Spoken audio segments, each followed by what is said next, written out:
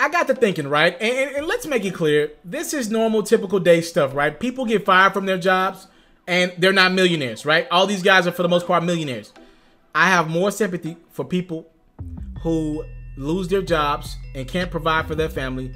A bunch of NBA stars, right? Or a bunch of NBA players who will get traded from one city to the next and get treated like freaking gods in whatever city that they're traded to. I don't have the same sympathy that I have for the everyday person like myself who works for their money and is looking to, trying to focus on paying bills. I have more sympathy for them than I do these stars. But I got to thinking about I got to thinking about this Anthony Davis trade, and I got to thinking about some of the Lakers who might be on the move if the Lakers could somehow magically gauge the Pelicans' interest level into making a trade in the next 8 to 10 days.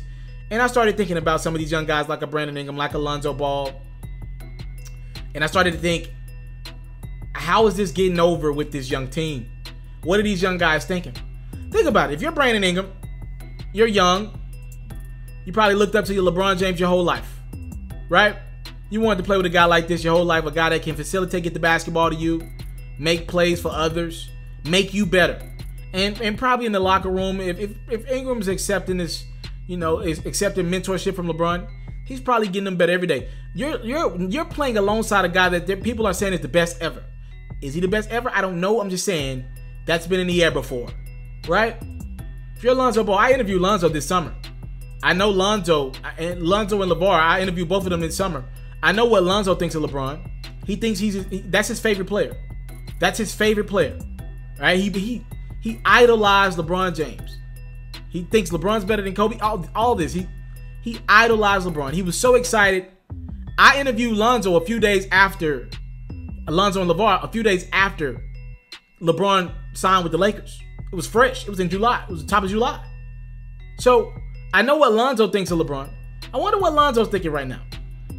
Got this guy in the locker room who's been telling me this good game. He's been posting me on his Instagram. He's been saying, you're going to be good. You're going to be this. You're going to be that. And I might be on the move, leaving my Los Angeles area. We know Lonzo loves it in LA. I'm sure all these guys love it in LA. And they might be on the move because LeBron James decided to join their team. Now, again, this is a business. And if you're not producing, you got to go. In all honesty, if guys like Lonzo and Brandon Ingram were producing better, either the Anthony Davis trade would have already happened, or they would have took their names out of the running. The Lakers would be like, he's not in the running. We're not trading him, right? One of the two would have happened. But because these guys, to a lot of us, have not met expectations, and I've been somebody who've actually defended Brandon Ingram and Lonzo. I told y'all straight up and down, nothing's wrong with either of these players. From a basketball standpoint, they're going to be good players in this league. Will they be great? I'm not sure. I don't like their mentalities. A lot of times, they kind of like the pictures that they have in this video right now. I don't like the fact that sometimes I can't decipher if they're up 20 or down 20. But they're young guys who don't really care about winning yet at this scale. They know the Golden State's in the middle of their prime. I don't believe that they can win right now. Seriously contend for a championship right now. And that's a problem when LeBron's on your roster. We know he competes for championships, right?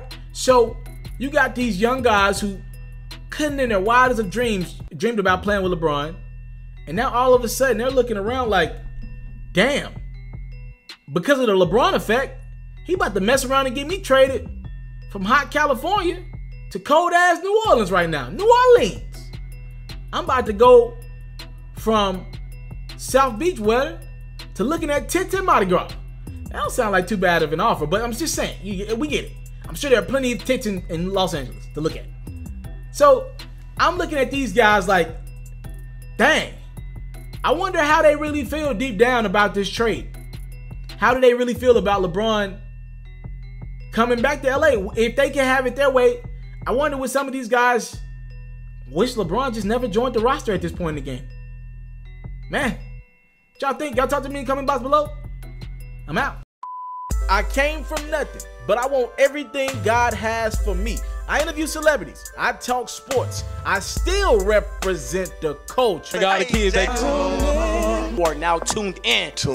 Yo, we locked in right now, Mr. Telefair. Mr. Telefair. Mr. Telefair. Mr. Telefair. Shout out to Mr. Telefair. You watching Mr. Telefair TV. Mr. Telefair TV. Here with the Triple B's, you can't do nothing but win.